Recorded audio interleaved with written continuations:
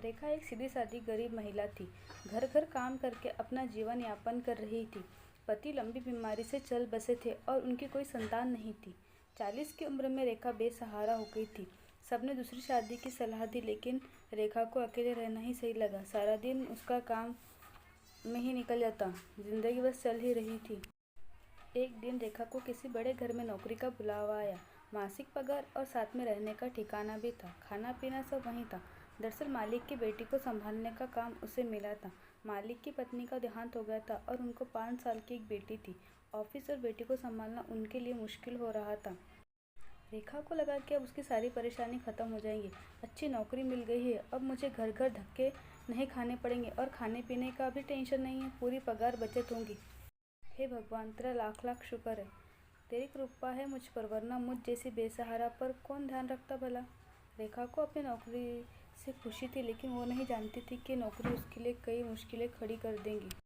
दरअसल मालिक की बेटी जिद्दी और गुस्से वाली थी। एक बार जो उससे गुस्सा आता तो सारी चीज़ें तोड़ फोड़ करने लगती और खुद या फिर किसी और को नुकसान पहुंचाती थी। उसे काबू करना मुश्किल था। बाप के लाड़ प्यार ने उसे बिगाड़ दिया था।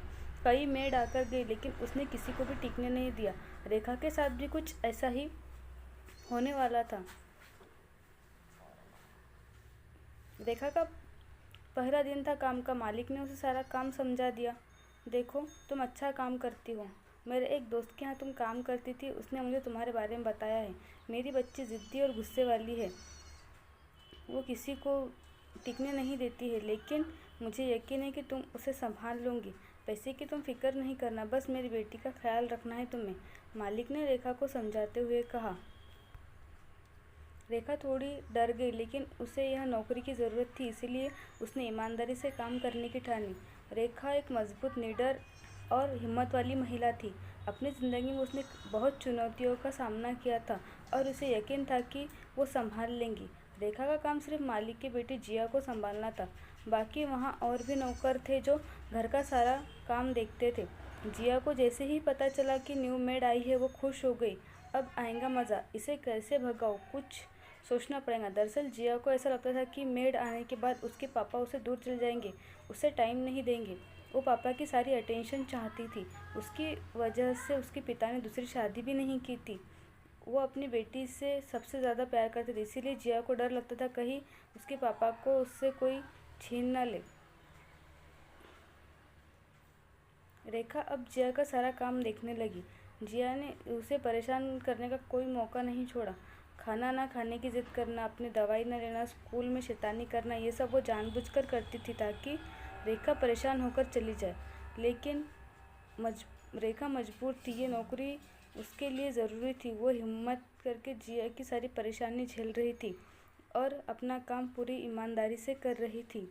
जिया अब परेशान हो गई। उसे लगा कि ये आसानी से जाने वाली नहीं है, कुछ बड़ा करना होगा। उसने दवाई की पूरी बोतल पी ली, जिसकी वजह से वो बेहोश हो गई। रेखा ने जैसे ही उसे देखा, वो घबरा गई। वो तुरंत उसे अस्पताल लेकर गई। डॉक्टर ने उसे एडमिट कर लिया।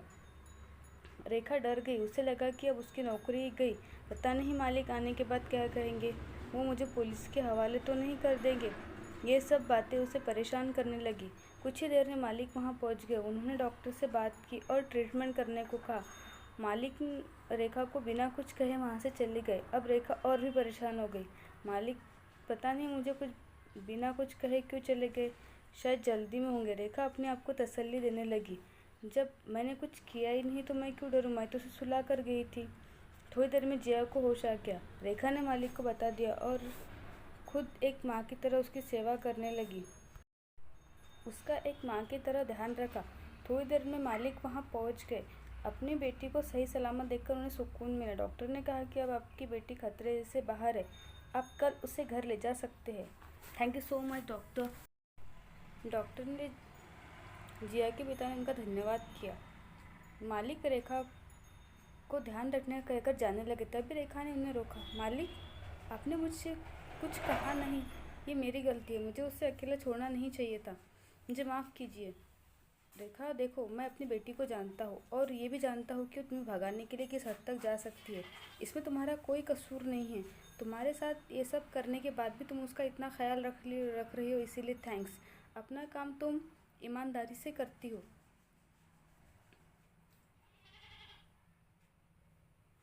रेखा को उनकी बातें सुनकर यकीन नहीं हो रहा था।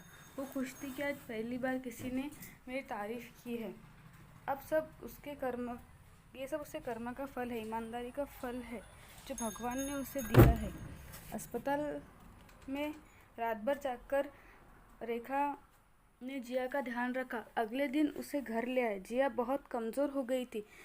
रेखा उसे उसकी पसंद के जूस, आइसक्रीम खिलाती थी। जो उसे पसंद था वो खाना अपने हाथों से बनाकर खिलाती थी। उसे पार्क घूमने भी लेकर जाती थी। जिया को अपनी गलती का एहसास होने लगा। अब जिया रेखा को परेशान नहीं करती थी, रेखा की बातें मानती थी। धीरे धीरे रेखा के प्यार ने उसे बदल दिया। जिद, गुस्सा सब खत्म हो गया। अब जिया नॉर्मल रहने लगी, सबकी बातें मानने लगी। रेखा को वो कभी भी खुद से दूर नहीं जाने देती थी। उसे रेखा में अपनी माँ नज़र आती थी। रेखा भी बिल्कुल उसे अपनी बच्ची की तरह ही उसे प्यार करती थी। जिया के पिता ने जिया को कहा, आपकी तो अच्छी दोस्ती हो गई है इनके साथ, क्यों ना इन्हें हमेशा के लिए रख ले आपकी मम्मा बनाकर। ये सुनकर जिया बहुत खुश हो गई। हाँ पापा, आप इन्हें कभी मत जाने देना। इनकी वजह से मुझे एक माँ का प्यार मिला है। ये दिल की अच्छी है और मुझे हमेशा प्यार करेंगी। बस फिर रेखा से जिया के पिता ने शादी की बात की। रेखा भी पसंद करती थी क्योंकि वो अच्छे इंसान थे। उसने हाँ कर दी। फिर दोनों की शादी हो गई। जिया को एक सच्चा प्यार करने वाली माँ मिल गई। सब खुशी खुशी रहने लगे। दोस्तों, ईमानदारी का फल ज़रूर मिलता है। हमें अपना काम पूरी निष्ठा से करना ज़रूरी है। आपको तरक्की ज़रूर मिलेंगी। मुश्किलें हमेशा नहीं रहती, बस हमें हिम्मत से काम लेना चाहिए और अच्छे कर्म करने चाहिए।